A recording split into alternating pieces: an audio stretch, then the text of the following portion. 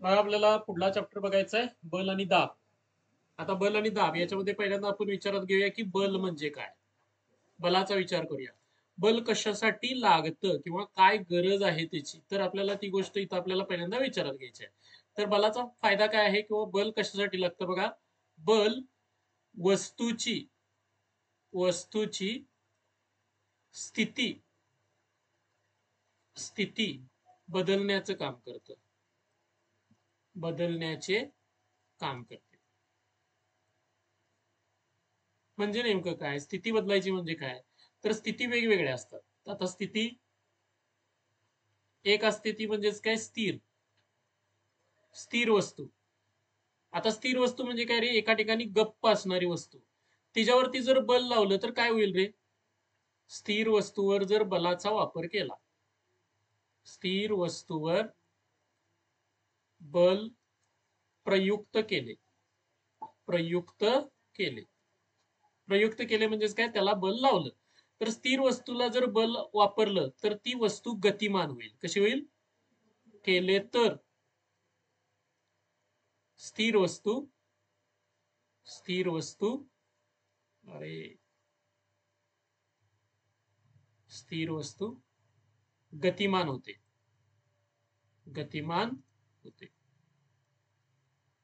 बघा काय होतंय, स्थिती, पहिली स्थिती मी सांगितली कोणती, स्थिर स्थिती. ठीक आहे. दुसरी स्थिती असते गतिमान स्थिती. आता गतिमान वस्तू जर असेल तर कोणती असेल, गतिमान वस्तूवर बल प्रयुक्त केले तर गतिमान वस्तू स्थिर होऊ शकते किंवा अनिगतिमान होऊ शकते. आता हे बल कसं लावलेलं आहे त्याच्यावरती अवलंबून आहे. म्हणजे तुम्ही समजा एखादी गोष्ट, उदाहरणार्थ आपण म्हणूया की समोरून ट्रक आलाय पळत पळत आणि तुम्ही त्याला समोरून अडवला हात लावून. ठीक आहे. आता तो ट्रक कसला खेळण्यातला असेल म्हणूया आपण. ठीक आहे. त्याला अडवला तर काय झालं सांगा रे, गतिमान ट्रकाला तुम्ही काय केलं, अडवलं म्हणजे त्याला स्थिर केलं. कशाचा वापर केला तुम्ही, बलाचा वापर केला. कुठून बल आलं, हातातून आलं. हातानं तुम्ही त्याला अडवलाय म्हटल्यानंतर काय झालं, तर गतिमान वस्तूला तुम्ही स्थिर करण्याचं काम केलं. जर समजा तो ट्रक पळायला लागलाय आणि तुम्ही त्याला पाठीमागे आणि ढकलला तर काय होईल रे, आणि गतिमान होईल. म्हणजे बघा, बल कोणत्या दिशेत लावले त्याच्यावरती ते अवलंबून असणार आहे. स्थिर वस्तू बघा मात्र, आता स्थिर वस्तू म्हणजे काय रे, तोच ट्रक शांत उभा आहे आणि मग तुम्ही त्याला धक्का मारला तर तो काय होईल रे, गतिमान होईल. म्हणून बघा, बलाचा वापर कशासाठी केला जातो, वस्तूची स्थिती बदलण्यासाठी केला जातो. मग स्थिती कोणती असू शकते, स्थिर पण असू शकते, गतिमान पण असू शकते. तसंच बघा, जसं स्थिती बदलण्यासाठी त्याचा वापर होतो, बघा हा झाला एक भाग, तसं त्याची दिशा बदलण्यासाठी सुद्धा होतो. दिशा बदलण्यासाठी बल वापरतात. बघा, बलाचा वापर दोन ठिकाणी, एक म्हणजे स्थिती बदलायची किंवा दिशा बदलायची. आता दिशा बदलायची म्हणजे काय रे, उदाहरणार्थ बघा, ज्यावेळी दोन गाड्या आहेत त्या समोरासमोर आल्या आणि त्या एकमेकांना धडकल्या म्हणजे ऍक्सिडेंट झाला. तर ऍक्सिडेंट झाल्यानंतर त्या गाड्या हाय तशा त्याच दिशेनं पुढे जातात, नाही, त्यांची दिशा बदलते. किंवा उदाहरणार्थ बघा, बॅटिंग करत असताना बॉल समोरून टाकल्यानंतर बॅट्समन काय करतो रे, बॅट लावतो बॉलला, त्यावेळी बॉल आहे त्या दिशेनंच पुढे जातो का, नाही, तो त्याची दिशा बदलतो. म्हणजे बघा, बॅट्समननं काय केलं, बॅटच्या साहाय्यानं बल लावलं आणि ते बल लावल्यानंतर चेंडूची दिशा बदलली. म्हणजे बघा, बलाचा वापर कशासाठी केला जातो, दिशा बदलासाठी सुद्धा केला जातो. म्हणजेच बल वस्तूची स्थिती बदलतं, तसंच काय बदलतं, दिशा सुद्धा बदलतं. स्थिती कोणत्या असू शकतात, स्थिर स्थिती असू शकते किंवा गतिमान स्थिती असू शकते. मग आता बघा, याच्यावरूनच बघा, जर वस्तू स्थिर असेल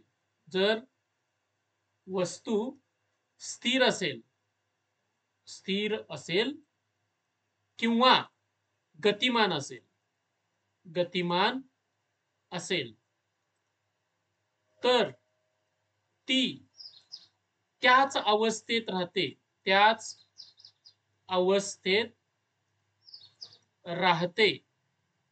कधीपर्यंत बघा राहते, राहते कधीपर्यंत? जर बाहेरून बाहेरून बल प्रयुक्त केले नसेल तर, केले नसेल तर.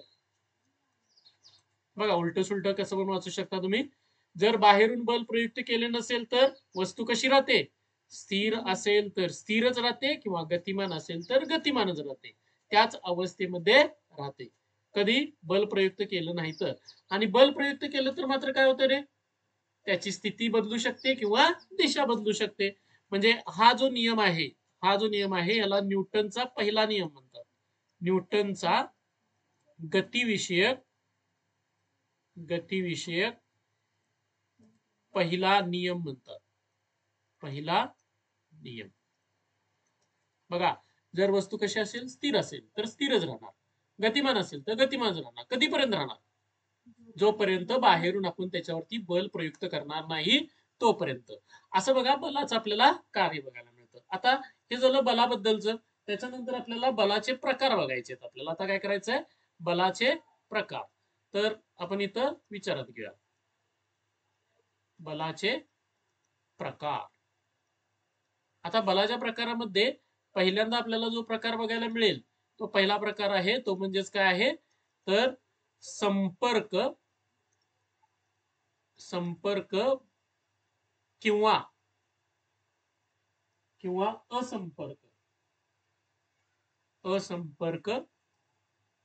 असंपर्क बले. बघा कोणत्या प्रकारची? संपर्क किंवा असंपर्क बले. आता संपर्क बले आणि असंपर्क बले म्हणजे काय असतं तर हा आपल्याला आता विचार करायचा आहे. तर याच्यामध्ये बघा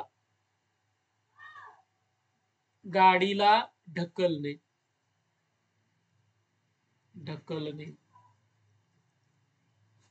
बॅटने बॉल मारणे,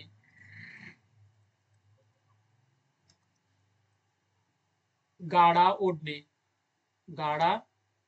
ओढणे. बघा काय काय लिहिलं मी इथं? गाडी ढकलणे.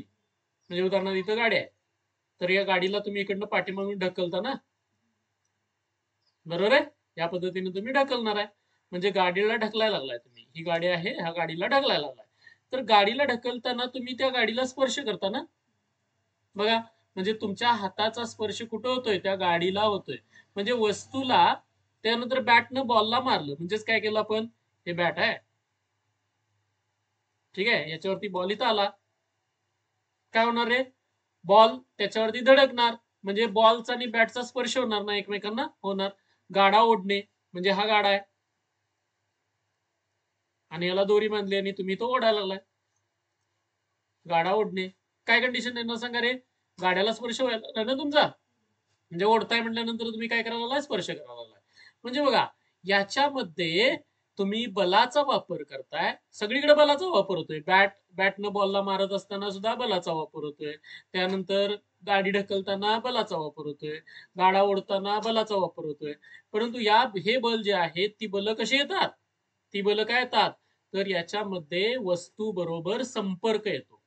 आणि वस्तू बरोबर जर संपर्क होत असेल, वस्तूवर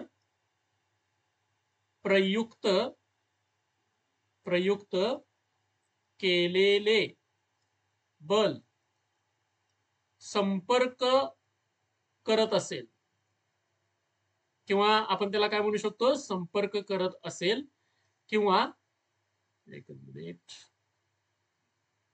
असेल, किंवा आपण काय म्हणू शकतो? स्पर्श होत असेल. स्पर्श होत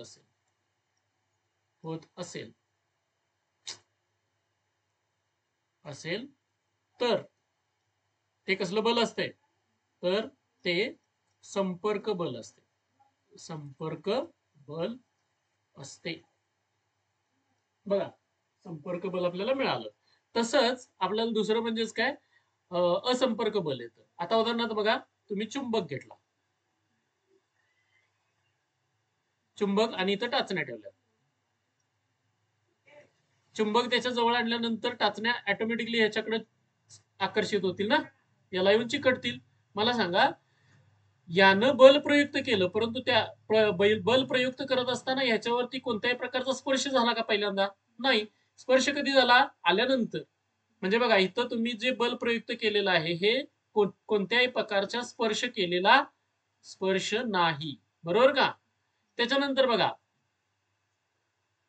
हे आपलं एखादं झाड आहे, ठीक आहे, आणि ह्या झाडावरती हे फळ लागलेलं आहे, हे फळ खाली पडलं. आता मला सांगा, फळ खाली पडलं, पडत असताना त्याच्यावरती बल प्रयुक्त झालं का? झालं. गुरुत्वाकर्षणाचं बल झालं. कोणतं? गुरुत्वाकर्षणाचं. परंतु गुरुत्वाकर्षणाने ह्या फळाला स्पर्श केला का? नाही. बघा, गुरुत्वाकर्षणाचा इथं म्हणजेच गुरुत्वाकर्षणानं काम केलं, परंतु त्या बलानं त्याला स्पर्श केलेला नाही. म्हणजे इथं स्पर्श झालेला नाही, संपर्क नाही. बघा, काय कंडिशन आल्या? या पद्धतीचं आपल्याला वेगवेगळ्या गोष्टी बघायला मिळतात. इथं बघा, इथं कोणतं बल आहे रे? चुंबकीय बल. चुंबकीय बल. इथं कोणतं बल आहे? गुरुत्वीय बल. गुरुत्वीय बल. ही बल जी आहेत ती कोणत्याही प्रकारच्या स्पर्शाशिवाय काय करतात? काम करतात. काम करतात. म्हणून म्हणून ही बल कसली आहेत रे? ही बले असंपर्क बले आहेत. असंपर्क बले. बघा, संपर्क बले आणि असंपर्क बले या पद्धतीने आपल्याला बघायला मिळतात. त्याच्यानंतर बघा, तुम्ही संपर्क बलामध्ये अजून पण सांगू शकताय घर्षण. दोन वस्तूमध्ये घर्षण होते, तर घर्षण बल हे सुद्धा कसलं आहे? संपर्क बल आपल्याला बघायला मिळतं. आता बघा, हा एक प्रकार झाला. आता आपल्याला जर विचारात घ्यायचं झालं तर दुसरा प्रकार आपण आता इथं विचारात घेऊया. काय प्रकार आहे बघा? संतुलित आणि असंतुलित बले. हा दुसरा प्रकार, संतुलित आणि असंतुलित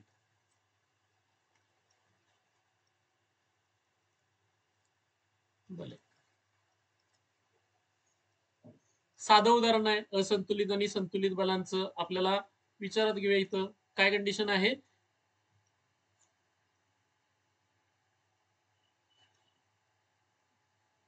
हे काय काढलं रे? वजन तगडी काढली. ठीक आहे, वजन तगडीमध्ये आपण इथं काय करतो? वजन ठेवतो. आणि इकडल्या साईडला एखादी वस्तू म्हणजे आपण साखर टाकली इथं, साखर.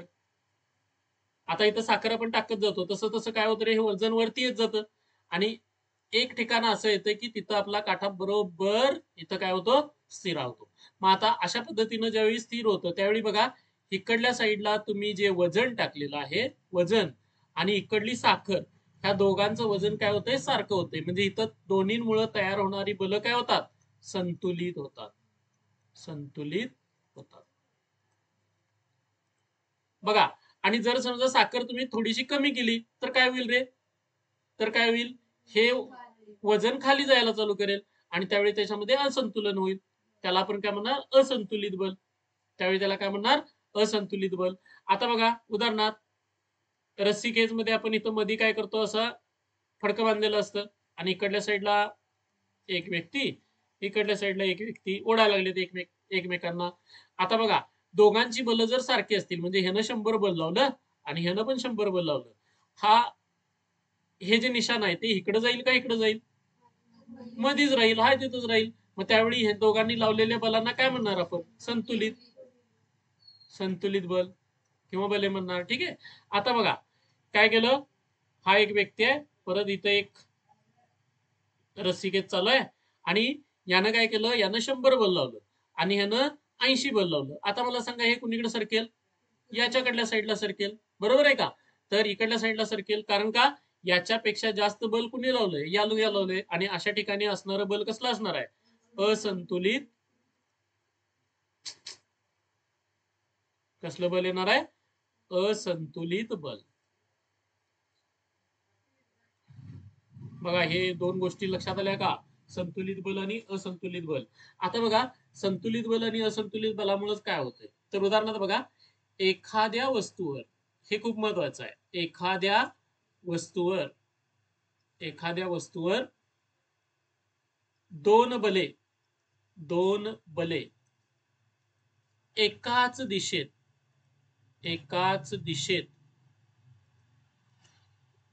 प्रयुक्त केल्यास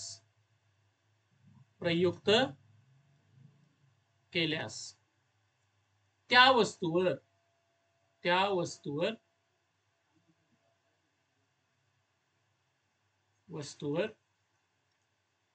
त्या दोन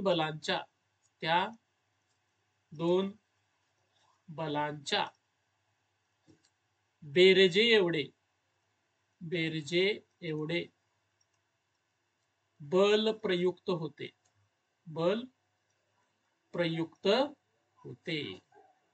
आता याचं एक साधं उदाहरण सांगूया आपण. ठीक आहे, उदाहरणार्थ बघा, इथं एक काय आहे, गाडी आहे.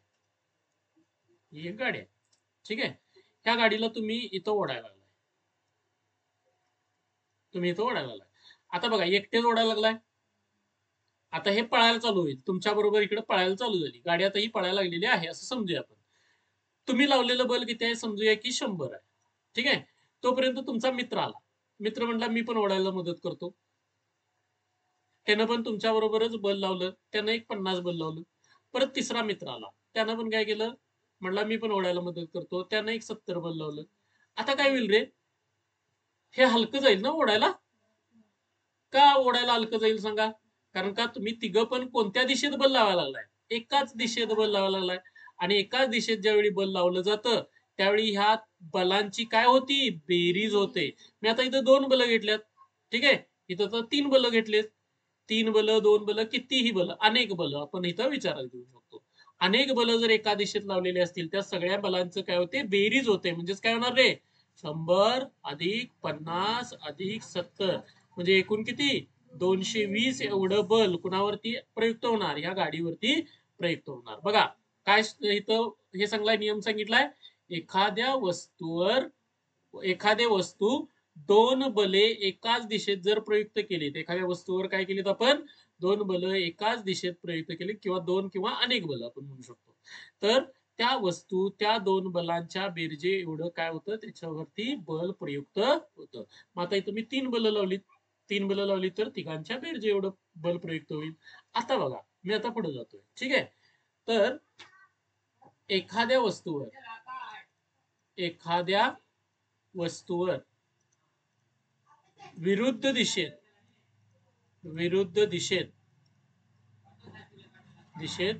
बल प्रयुक्त होत असतील तर, बले आपण म्हणूया, बले प्रयुक्त होत असतील तर त्या वस्तूवर त्या बलांच्या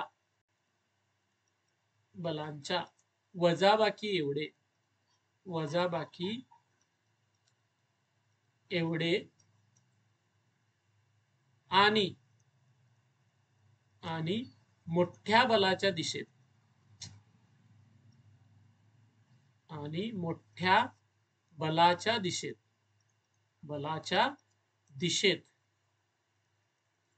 बल प्रयुक्त होते.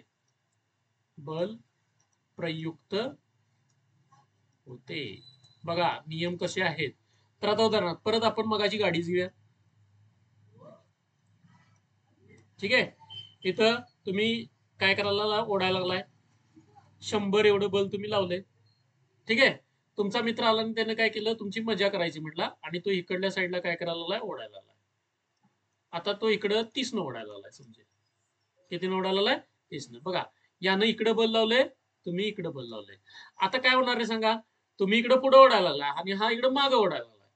म्हणल्यानंतर हा तुमचं बल जास्त आहे, कुणापेक्षा जास्त आहे सांगा, त्या छोट्या बलापेक्षा जास्त आहे.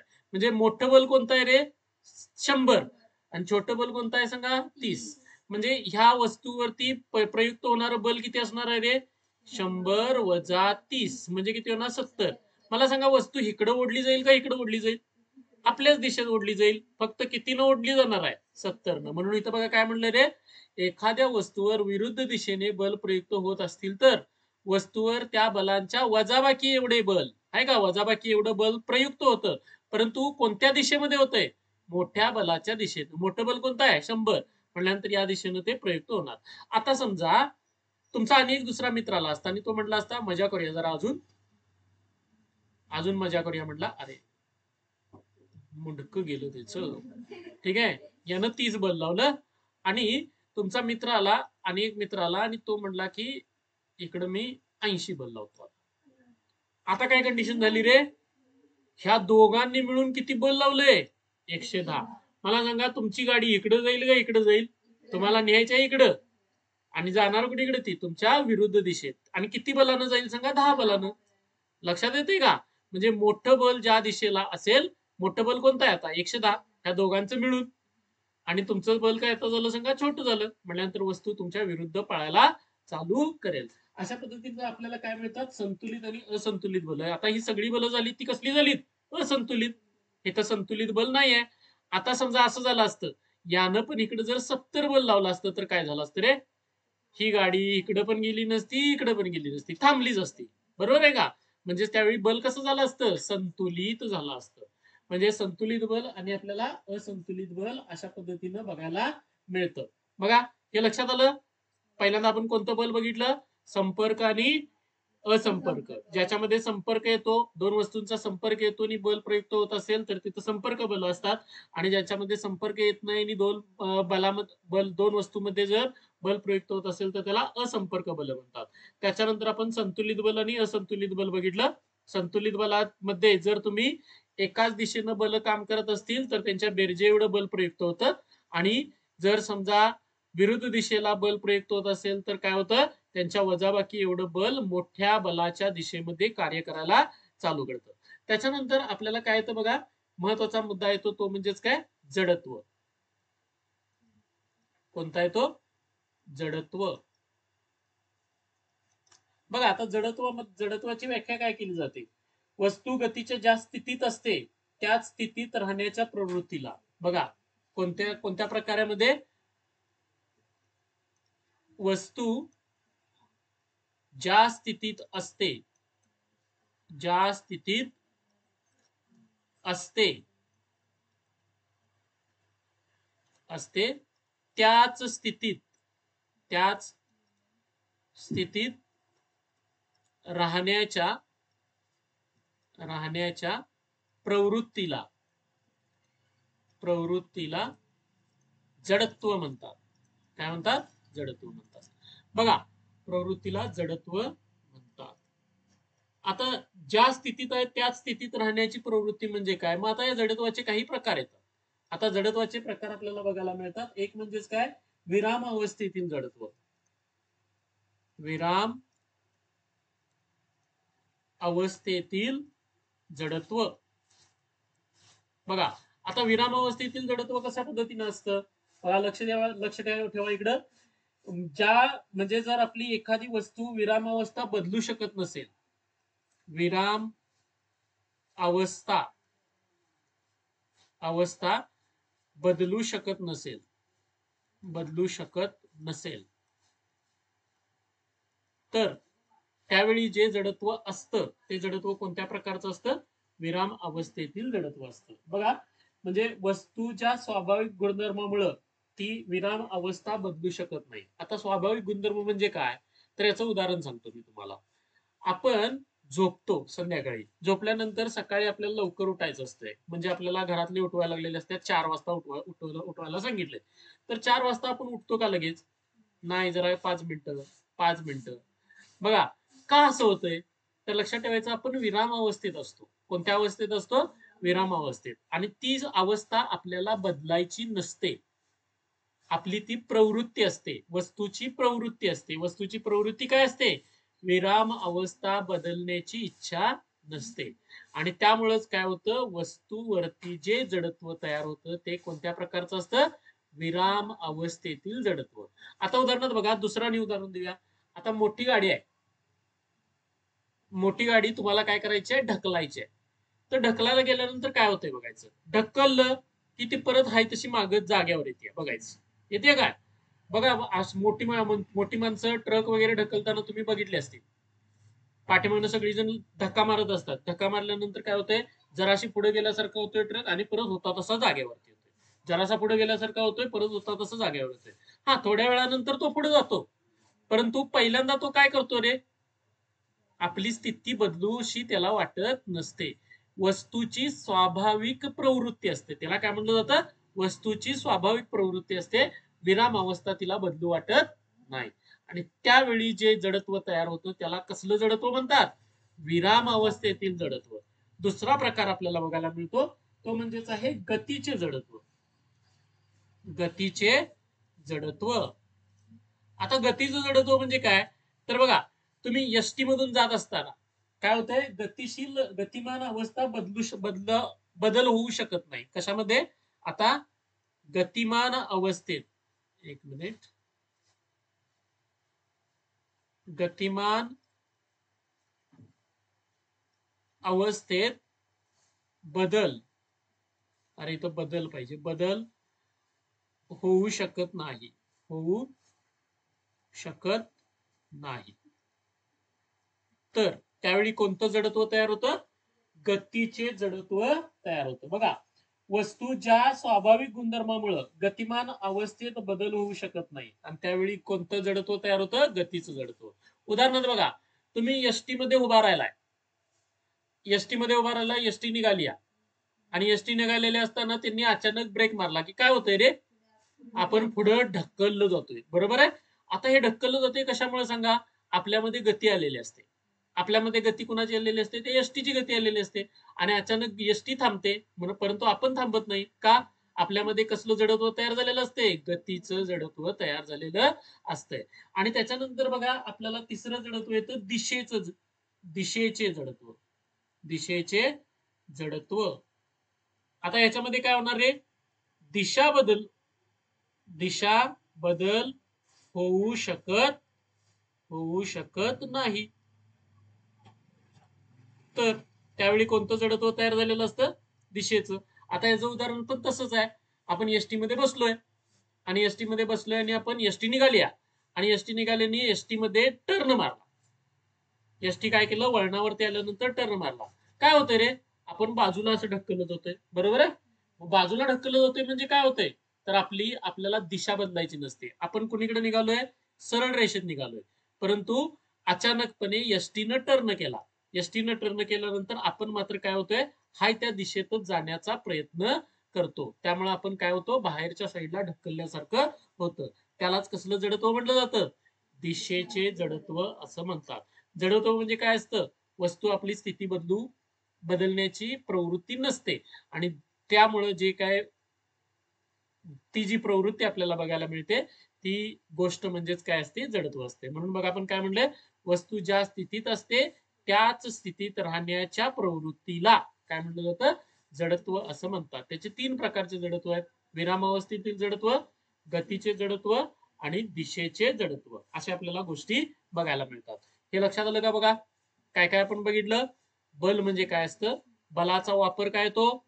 बलाचा वापर काय तो? स्थिती बदलण्यासाठी किंवा दिशा बदलण्यासाठी. स्थितीमध्ये 2 प्रकारचे येतात. एक म्हणजे स्थिर स्थितीतली वस्तू गतिमान होते किंवा गतिमान वस्तू काय होते? स्थिर होते. आणि त्याच्यानंतर दिशा आपण बदलू शकतो. त्यानंतर मग आपण काय बघितलं? बलाचे प्रकार. पहिला म्हणजे कोणता? संपर्क बल आणि असंपर्क बल. ज्याच्यामध्ये स्पर्श होतो त्याला आपण संपर्क बल म्हणतो. ज्याच्यामध्ये स्पर्श नसतो त्याला असंपर्क बल म्हणतो. त्याच्यानंतर संतुलित बल, असंतुलित बल. संतुलित बल म्हणजेच काय? दोन्ही बल कशी पाहिजेत? समान झाली पाहिजे. त्यावेळी आपल्याला संतुलित बल येतं. आणि दोन्ही बलांमध्ये जर फरक पडला तर त्याला असंतुलित बल म्हणतात. मग त्यामध्ये आपण 2 नियम गोष्टी घेतल्या. कोणत्या? जर एखाद्या वस्तूवरती बल एकाच दिशेत जर असतील तर त्यांची काय होते? बेरीज. आणि जर बल विरुद्ध दिशेत असतील तर त्यांची काय होते? वजाबाकी. आणि वजाबाकी एवढं बल कोणत्या दिशेमध्ये कार्य करायला चालू करतं? मोठ्या बलाच्या दिशेमध्ये कार्य करायला चालू करतं. त्यानंतर मग आपण बघितलं काय? जडत्व. जडत्वामध्ये काय येतंय? वस्तू ज्या स्थितीत असते त्या स्थितीत राहण्याची प्रवृत्ती असते. त्या प्रवृत्तीला आपण काय म्हणतो? जडत्व. मग याच्यामध्ये विराम अवस्थेतील जडत्व. विरामावस्था बदलू शकत नाही अशी जी स्वाभाविक प्रवृत्ती असते वस्तूची तिला आपण काय म्हणतो विरामावस्थेतील जडत्व. म्हणजेच काय आपण सकाळी झोपेतून उठत असताना उठू वाटत नाही, आपली स्थिती बदलू वाटत नाही, आपल्यामध्ये कोणतं जडत्व आलेलं असतं विरामावस्थेतील. गतीचे जडत्व म्हणजेच काय गतिमान स्थिती बदलू वाटत नाही, त्यावेळी आपल्याला गतीचं जडत्व येतं. म्हणजे उदाहरणार्थ एसटी मध्ये उभा राहिला असताना एसटी पळते आणि एसटी अचानक थांबली तर आपण पुढे जाऊन पडतो, ढकलतो, तर त्याला कारण काय असतं तर आपल्यामध्ये कोणतं जडत्व आलेलं असतं गतीचं जडत्व. त्याच्यानंतर दिशेचं जडत्व म्हणजे दिशा बदलू वाटत नाही. म्हणजेच आपण एसटी मधून जात असताना परत वळणावरती वळण टर्न घेतला की आपण मात्र बाहेरच्या दिशेमध्ये ढकललं जातो का आपल्याला दिशा बदलायची नसते.